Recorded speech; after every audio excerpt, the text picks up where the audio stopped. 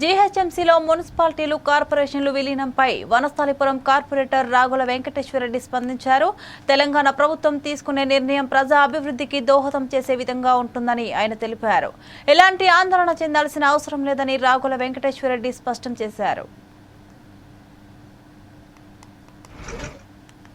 వసతులు అన్ని కూడా తెలియజేసి దావోస్లో ఒక సునామీ లాగా తెలంగాణకు నిధులు తీసుకొచ్చినటువంటి ఘనత ఈ రాష్ట్ర ముఖ్యమంత్రి రేవంత్ రెడ్డి గారికి దక్కింది.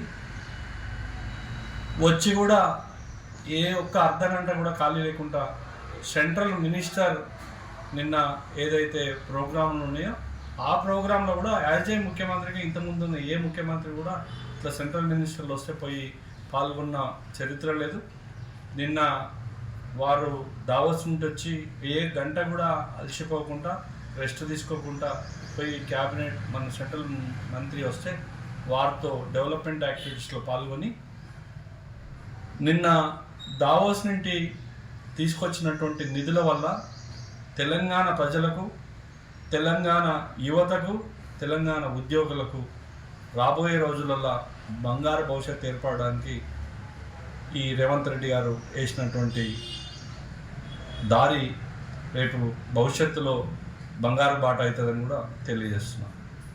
ముఖ్యంగా అందరికీ ఒక మనసులో కోరిక ఏంటంటే జిహెచ్ఎంసీ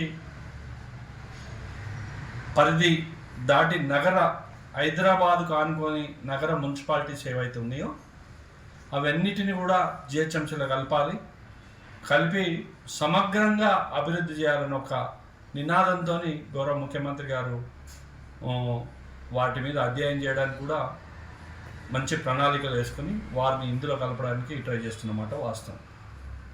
ముఖ్యంగా కలిపితే ఎలా ఉంటుంది, కలపపోతే ఎలా ఉంటుంది అనేది జనాలలో ఒక సందేహం ఉన్నమాట వాస్తవం.